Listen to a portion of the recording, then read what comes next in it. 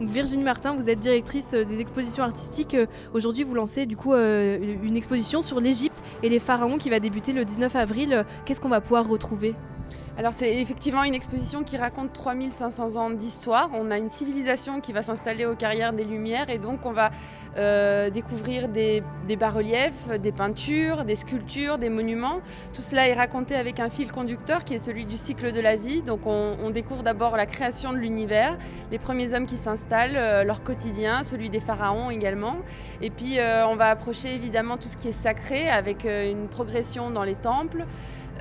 Pour arriver justement à l'avènement de la mort et les tombeaux spectaculaires et venir s'abandonner dans l'au-delà en bouquet final de l'exposition.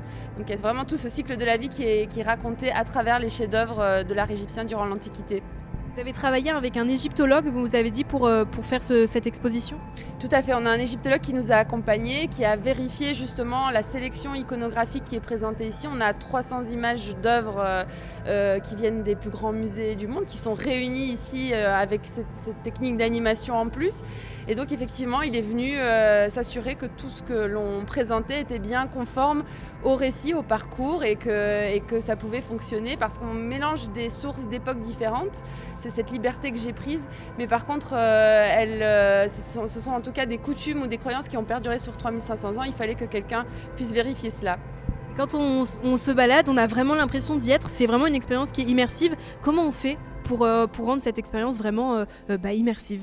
Eh bien, pour moi, c'est vraiment un dialogue ou même un trilogue, on peut dire, entre la musique, l'image et le lieu. Le lieu, effectivement, il a ses proportions très importantes et vraiment les proportions deviennent pharaoniques en fait avec cette civilisation. Donc je pense que l'espace est très important et puis évidemment les choix de ce qu'on projette, tout ça est mis en scène, travaillé pour qu'on ait cette sensation de se promener dans les temples, de se promener dans les tombeaux et la musique participe énormément à cette expérience physique et sensorielle en fait. Donc elle est narrative dans l'exposition aussi, elle nous fait passer par toutes les émotions.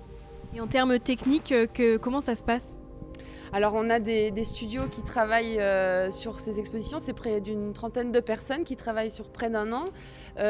Tout se fait en même temps en fait, on travaille sur la base du lieu parce que le lieu est très important, on élabore les visuels et tout cela se fait en musique. Donc en fait on avance parallèlement sur ces 3 dimensions on va dire qui forment au final l'exposition que vous allez pouvoir découvrir. Vous avez dit le lieu c'est très important, c'est vrai que ça correspond vraiment beaucoup, je trouve, les carrières de lumière avec ce monde de l'Égypte. Effectivement, les carrières des Lumières ont cette particularité d'être très minérales et l'art égyptien, en fait, on le retrouve dans les bas-reliefs, dans la sculpture, à travers la pierre aussi. Donc ça donne vraiment du sens à cette exposition d'être aux carrières des Lumières, d'autant plus, oui.